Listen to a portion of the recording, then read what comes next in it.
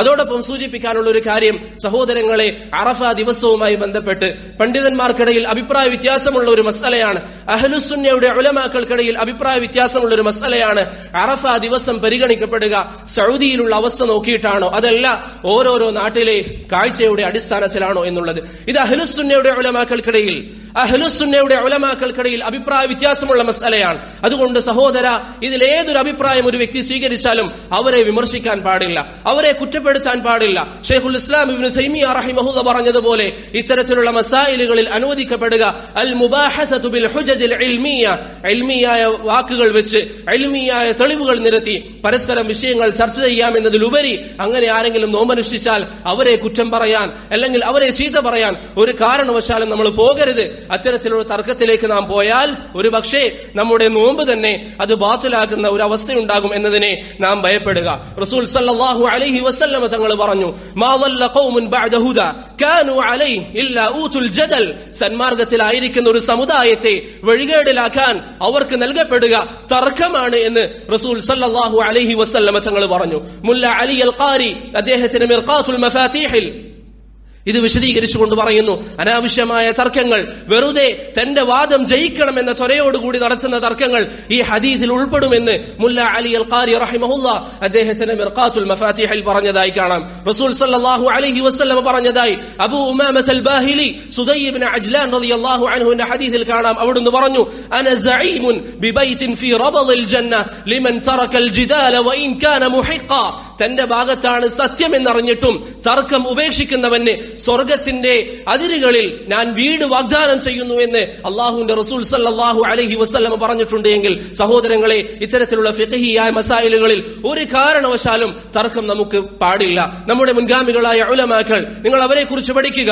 അവർക്കിടയിൽ അഭിപ്രായ വ്യത്യാസങ്ങൾ ഉണ്ടായിരുന്നു. അറഫ നോമ്പിന്റെ വിഷയത്തിൽ അഭിപ്രായ വ്യത്യാസമുണ്ടായിരുന്നു.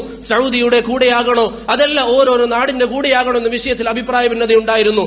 എന്നാൽ അവരിൽ ഒരാൾ മറ്റൊരാളെ കുറിച്ച് അവൻ വഴികേടിലാണെന്ന് പറഞ്ഞില്ല, അവരോട് തർക്കിച്ചിട്ടില്ല. ഓരോരുത്തരും താൻ പഠിച്ചതനുസരിച്ച് തനിക്ക് എന്താണോ ശരി എന്ന് തോന്നിയത് അവരത് പറഞ്ഞു. അതുകൊണ്ട് അവർ അള്ളാഹുവിനെ ഇബാദത്ത് ചെയ്തു. ഞാൻ പറഞ്ഞത് മാത്രമേ ശരിയുള്ളൂ, അത് തന്നെ എല്ലാവരും ചെയ്യണമെന്ന വാദം അവരിൽ ഒരാളും കണ്ടിട്ടില്ല.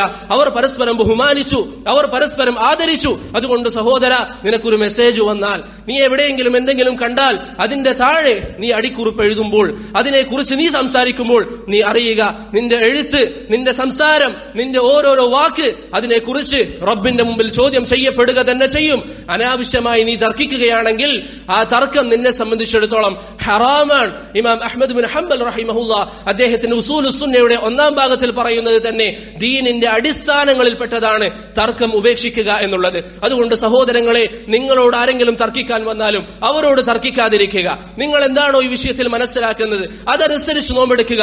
വീണ്ടും ആവർത്തിക്കട്ടെ, അറഫ ദിവസവുമായി ബന്ധപ്പെട്ട് എപ്പോഴാണ് നോമ്പ് അനുഷ്ഠിക്കേണ്ടത് എന്നത് അഹ്ലുസുന്നക്കടയിലുള്ള അഭിപ്രായ വ്യത്യാസമാണ്. അതുകൊണ്ട് അതിൽ കണിശത കാണിക്കാൻ പാടില്ല, തർക്കിക്കാൻ പാടില്ല, മറ്റുള്ളവരെ കുറ്റം പറയാൻ പാടില്ല.